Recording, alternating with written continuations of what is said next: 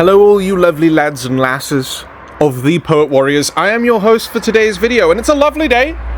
I'm the Bibby, bitch.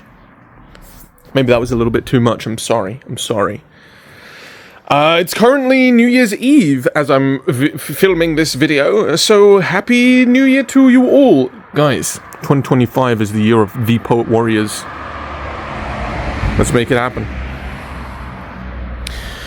Today, for your faces, I would like to do a little capsule movie review of this film right here. Tropic Thunder. Now this is an interesting one. So I recently just rewatched it with my lovely girlfriend who had previously never seen this movie before. So it was interesting to gauge her reaction on it. And I mean, this is just like a little silly humor comedy piece.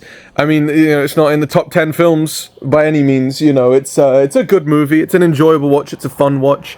It's nothing crazy, but I would like to talk about a couple of things. First and foremost is just the absurdity of it all, right? I feel like there's very few movies out there that kind of capture this level of absurdist comedy that some people may be familiar with on stage, right? You know, something like Borat, maybe, you know, all of Sacha Baron Cohen's work, other than The Spy, which I just did a snack on. Go watch that. But when you look at, you know, You Don't Mess with the Zohan, right? Maybe Grown Ups even a little bit. You know, there's very few absurdist comedies out there in film that really at least achieve that feel of absurdist humor. Tropic Thunder is one of those movies that I think actually encapsulates that level of absurdist humor that at least I want to kind of capture, or we at the Poet Warriors, you know, we like our absurdist stuff, you know, Momo and Toto and all that. Tropic Thunder, for those of you who don't know, beautiful cast, Ben Stiller, Jack Black, Robbie Downey Jr., to name some of the headliners. There's more, Matthew McConaughey, Tom Cruise, really insanely famous cast. It's about people who try to make a Vietnam War movie, fail, and then this movie is about the movie of them trying to make the movie. It's got a really diverse set of characters. You know, it follows all of them as like the actors in that movie, and they're all brilliant in it, man. Other than you know, it's nothing special for the most part. Like, I feel like, you know, Jack Black plays Jack Black, Ben Stiller does his Ben Stiller kind of stuff, you know. But going into character work, some of the best character work, I think, it's not the best, you know, don't get me wrong, it's very impressive.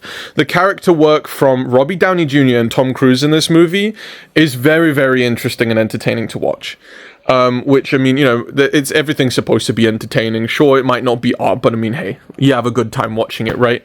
Robbie Downey Jr. plays an actor who plays an African-American man. This movie probably wouldn't fly if it was released today with, you know, everyone upset about everything all the time. But it's okay because they have a real African-American who's bullying him, pretending to be African-American, so they admit that it's kind of borderline racism and not okay. So, you know, at least there's that other voice in it. But his character work in that movie, he plays a white Australian, blonde hair, blue eyes man who gets like a skin graft to become black, wears a wig and contacts. So very much like Ice-T kind of character. His character work in it is very cool to see. Robbie Downey Jr. is one of those actors where I feel like if you give him the spotlight, he will shine. You know what I mean? I feel like we need to give him something really gritty to see his chops. I think he's probably got them. We just don't get to see it. But his character in this, very funny. His investment into the role is brilliant and consistent. which I feel like is a problem in these Hollywood films when they try and go after something like this. And then you've got Tom Cruise, who's everyone's seen the memes, everyone's seen the jokes that he's in this. This is the fat Tom Cruise movie, where he plays the like the movie, not manager, like the financier, I suppose. He pays for the film, and he's in his fat suit. He's like a 300-pound fat suit, where he just plays this really, really aggressive, money-hungry fat guy. But it's really interesting to see. So his character work it's Tom Cruise. It's nothing crazy, but like his physical character work in that role as this fat man and him waddling around and stuff is very, very entertaining to watch. But his body language is pretty cool in this movie. And I mean, the language is awesome. But yeah, I just thought I'd just share that. I mean, like I've seen Tropic Thunder many a times, and I never really, I just always watched it to entertain myself, but I never really thought until this time when I was watching, I was like, hang on, there's actually this like really cool core concept of just absurdity to this script and to this piece that I didn't really notice before. So I mean, maybe you might as well. So maybe go rewatch Tropic Thunder if you haven't already. Watch Tropic Thunder because it's hilarious. But it's cool to see that absurdity translate and come across in like a more successful way, I suppose, as opposed to like more flops or failed approaches in other films. So go check that out and keep that in mind. Tasty.